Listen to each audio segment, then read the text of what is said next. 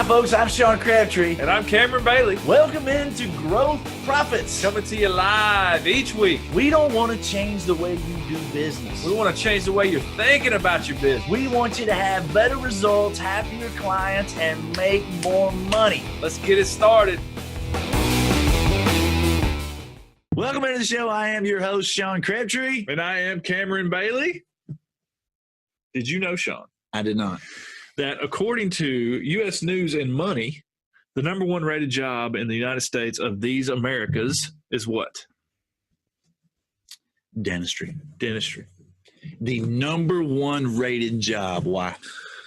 Well, this says because the amount of possible money that you can make, right? The amount of dental profits that you can make. Dental profits. You also have the ability to control your schedule with the days that you work, and the ability to take what they call entrepreneurship in your business. Those three things. They rank that as the number one job. Out of every job. Every job. And they ranked 100. They ranked 200. Oh. The top 200 best jobs. And dentistry was number one. Dentistry was number one. General dentist. Orthodontist, I think, don't quote me, I think orthodontist was number 4. Okay, interesting. General dentist, number one job in America. So that brings me to a story. Can't wait to hear it. A story.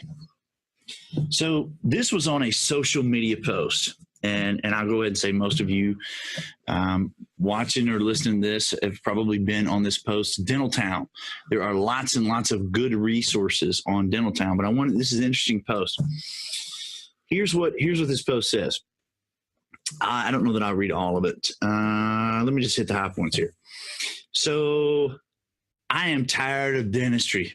I'm tired of patients complaining about price, pain, treatment, tired of expenses, tired of back-breaking physical work.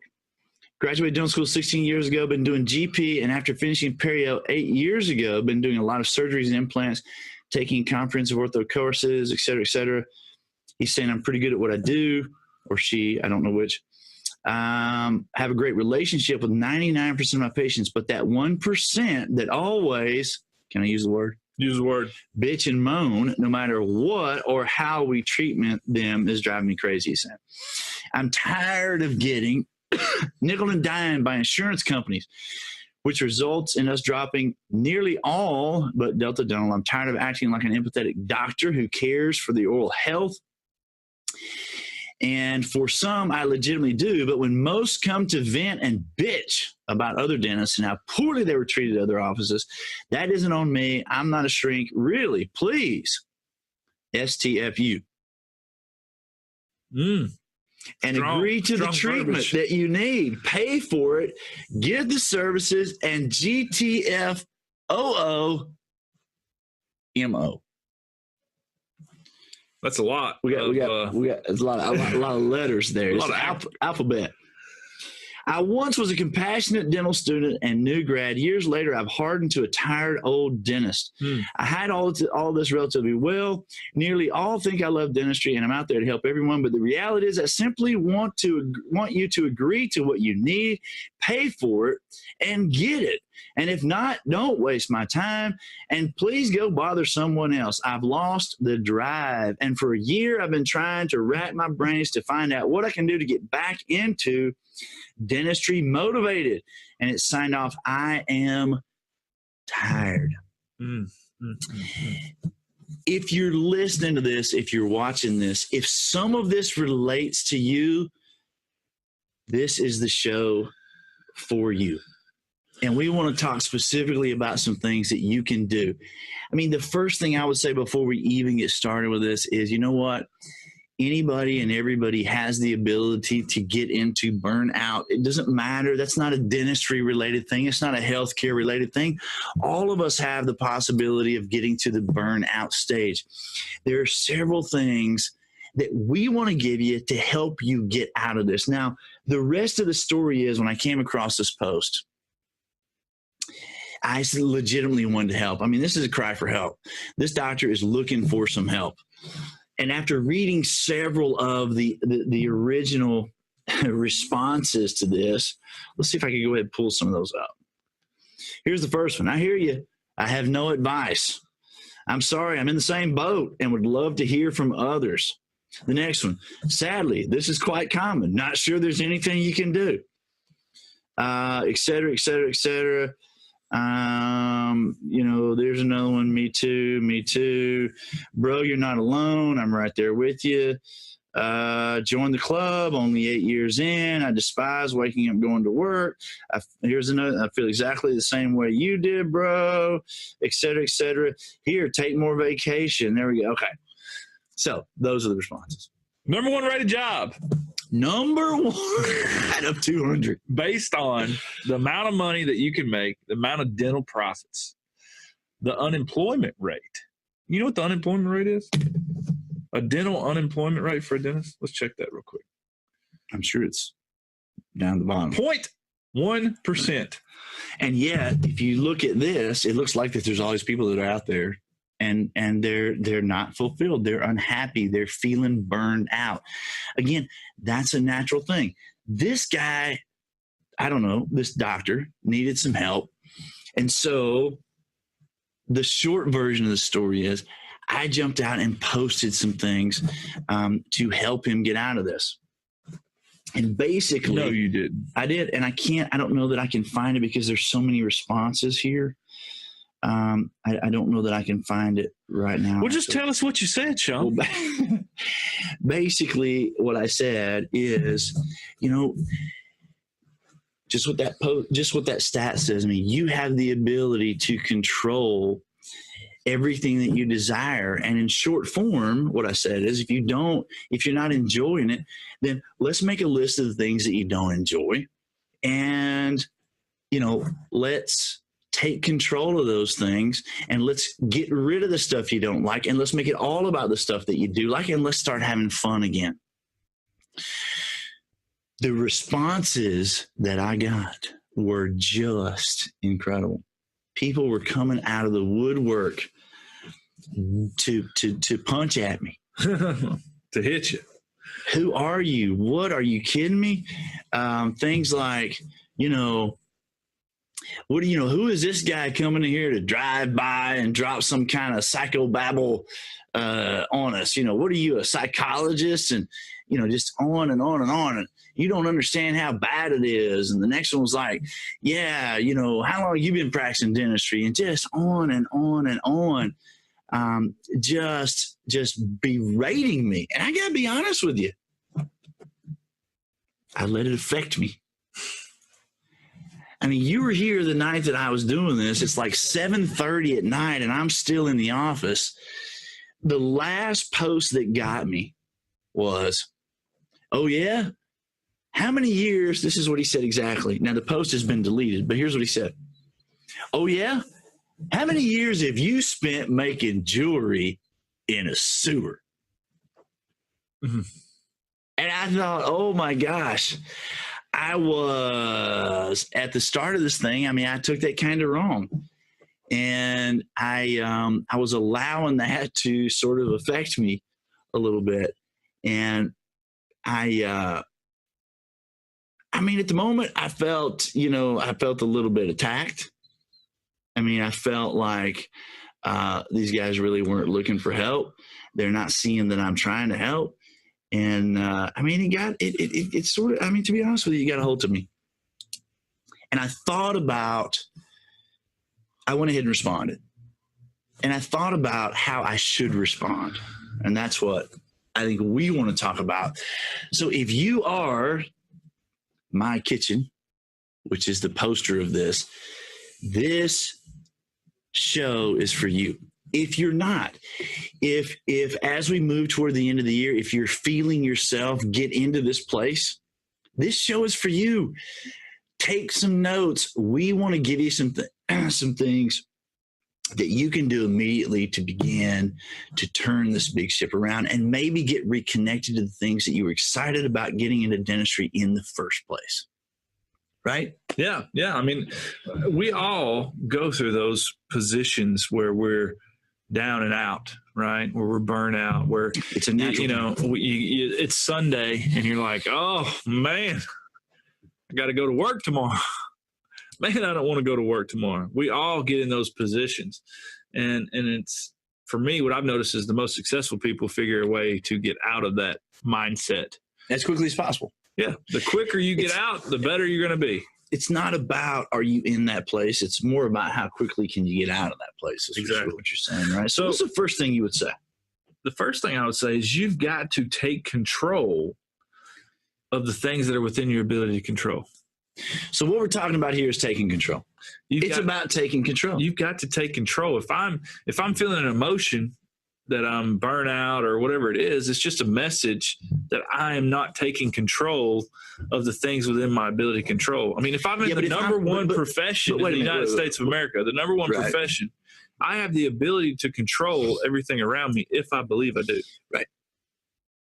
But let me play the other side of that, because if I'm driving down the road listening to this, or if I'm running, listening to this, or if I'm watching this on video and you're telling me to take control, I'm thinking, dude, I'm tired. Yeah. I'm tired. You know, I'm not enjoying it anymore. There are so many things that I don't enjoy. So what's the number one thing you tell me to do? It's about taking control. But what's the number one thing you tell me to do? Well, the number one thing to do is acknowledge the fact that you're unhappy. You've got to acknowledge the fact that you are not enjoying the situation, whatever the situation may be, right? Would you agree? Yeah. I mean, I think what you're saying is I got to get to the point where I am open and honest with myself that I'm kind of sick and tired of being sort of in this place. Yes. I've got to acknowledge that I'm unhappy, and I've got to recognize that I didn't used to be unhappy. And if I'm now unhappy. Yeah. There was a time when I was happy. Step 2 is you got to make a choice that you're going to change, that you're going to do something about it.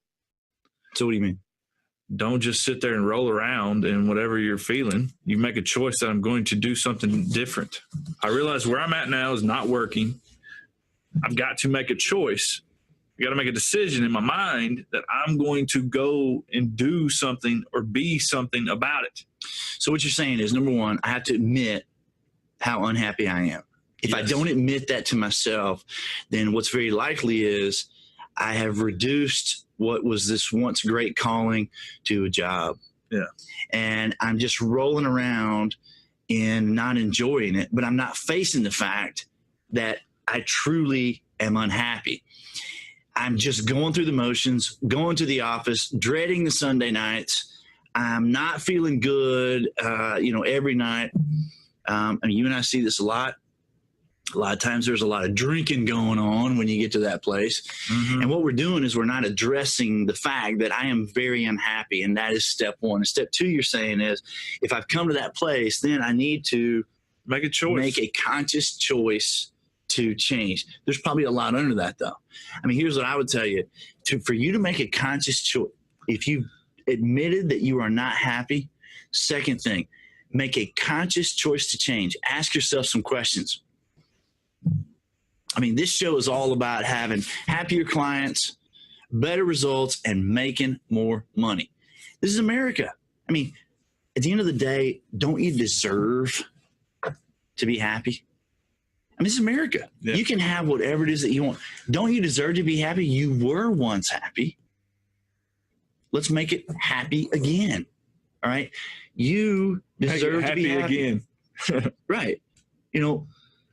Connect with, ask yourself some questions and connect with, why did you get into dentistry in the first place? And I know up until you've asked this question, you've been focused on all the things that you don't enjoy, like some of the things that I just mentioned that he said, in this particular post. I just want people to pay their bill, and I want people to accept treatment. And I'm tired of patients complaining about price and pain and treatment. I'm tired of the expenses. I'm tired of the back-breaking physical work.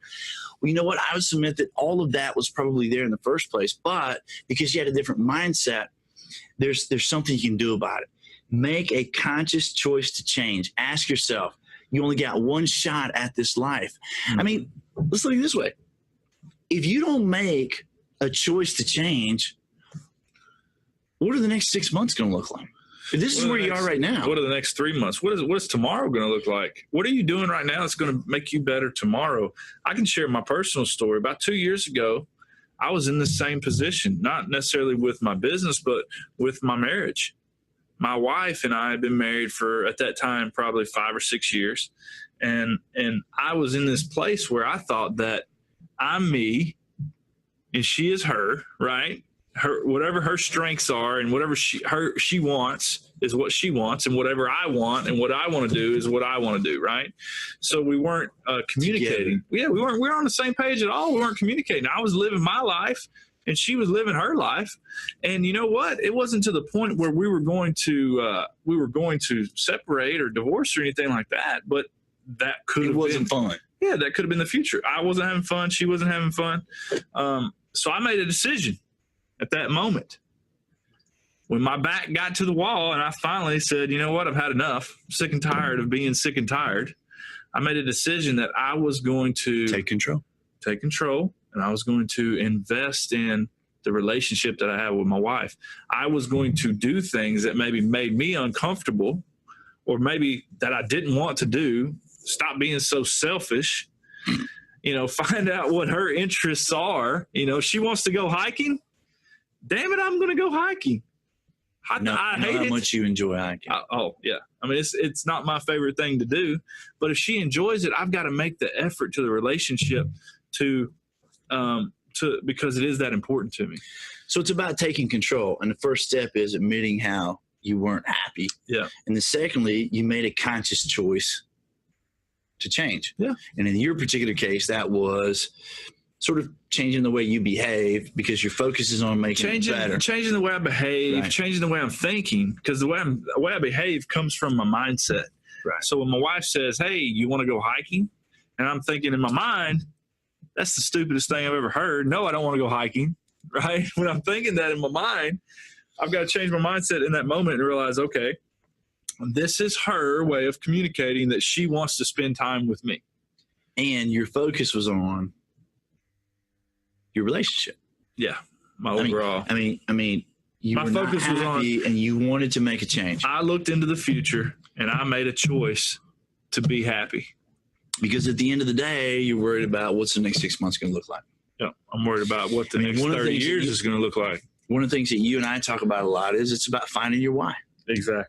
I mean, if in your example, your relationship is important enough that you're willing to be a little bit different, you're willing to make a change. Yep. Everybody deserves to be happy. No, seriously. Yeah, they do. Everybody deserves to be happy. And so it's about finding your why. And it's funny when your boys call, your friends call, and they say, hey, man, you want to go hang out? And you tell them, nah, man, I'm going hiking. I'm going hiking with my wife. That is putting the emphasis on the big enough why.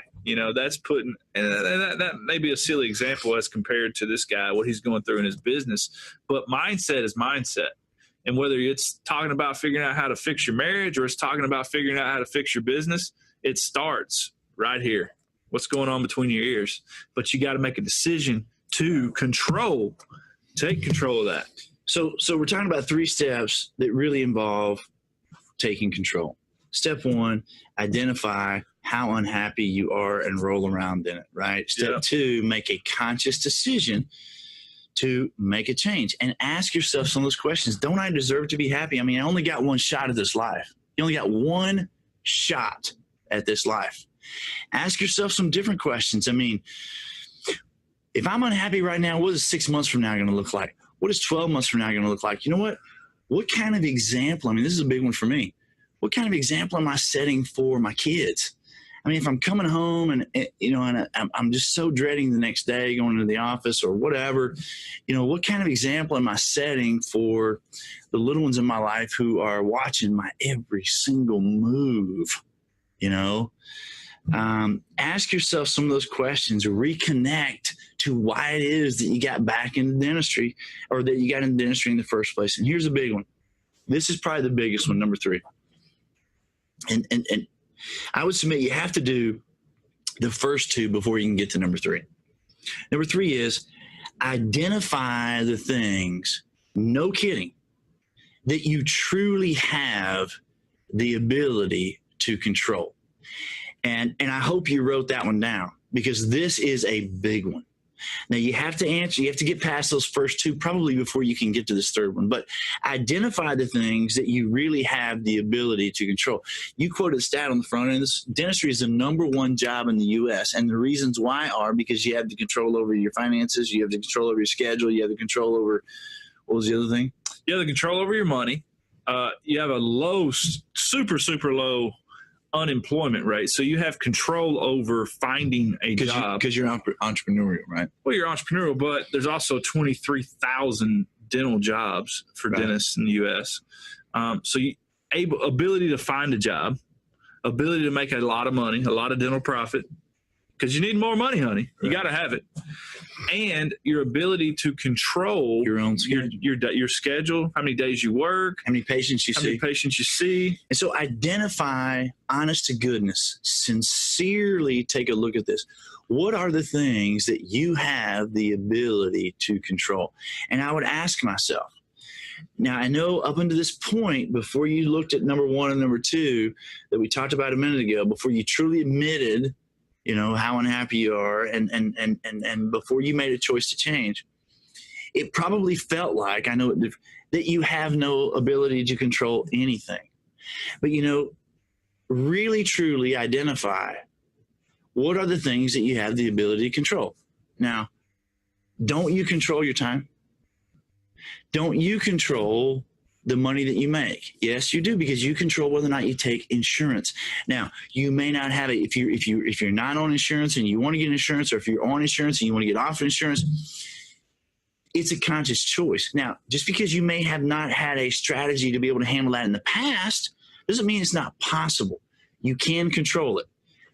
There are people like us, right? Reach out to us. But the point is, you have the ability to control how many days you work in a year, how much vacation time you have, how many patients you see throughout the course of a day, how much you charge, how much you earn, what procedures that you do, the clinical outcomes that actually, in terms of the treatment that you provide. You control all of that. In short, if this were a football game, which are the analogies that I like to use, right? You own the stadium. Who's playing football? Come on, man. It's not the Titans. You own, it's Alabama. Okay. Alabama. It's Nick Saban. Roll Tide. Okay. You own the football stadium. You own the concession stand. You own the seats. You own the beer sales. You own the Coke sales. You own the referees. You own the yardage markers. You own the scoreboard. If you're not getting where it is that you need to go, it's possible that it might be because you've not realized that you do have the ability to control it. And once you come to that place, now you can begin to make change. I'll tell you a quick story. I was having this conversation probably, it's got to be like 15 years ago now, with a client of mine in Western Canada. And he and I became great friends. And long story short, we were having this conversation. I was challenging him a little bit in terms of the way that he was thinking. This is about taking control, right? We got done with the conversation and we were just sort of visiting, catching up personally or whatever. And I said, "What are you doing this weekend?" He said, "I'm running my first ultra marathon." What's that? Ultra marathon is, I think it's over 80 miles. I think it's anything over 80 miles. So this particular one he was running was over 100 miles. It's a long way to drive a car, 100 miles. It is. But it's like I think it was like you start running Friday morning and you end Sunday night or something. It was 100 miles. And I camp out in between. What do you do? I think you just sleep whenever you want, pretty much. Oh, yeah. But you got a weekend to do it. It's 100 miles, dude. Right? Dude. And I thought, good grief, I'm so impressed with that. I remember saying, one of my goals is just to run a regular marathon, 26.2 miles. Now, up to that point, I never run more than 3 miles. And so it's about taking control, right? Mm-hmm. We just had this conversation. He goes, "So what's preventing you from doing that?" I said, I got clients in 4 different time zones right now. I'm traveling 200 days a year, and I just don't know when I would have time to train. And he goes, but aren't those things that you have the ability to control? Ooh. And he challenged me right back. And I thought, you know what? You're right. He's totally right. I didn't even think about it. I did not even think about it like that. And so right then and right there, I committed that 12 months from that date, I was going to run my first marathon, and it was with him. And so I committed. Strong. Made a decision. I committed that, I was not going to live on someday I'll do this. I committed I was going to do it because I do have the ability to control those things. And I learned some valuable lessons in that, but he actually registered both of us for my first marathon in Utah, St. George, Utah, which was my first marathon. And so I made that commitment because he challenged me in terms of taking control. It's all about taking control. Do you think that up until that point in your life, you would have just talked about it and never would have done it? I think I would have lived my entire life and talked about it and never done it.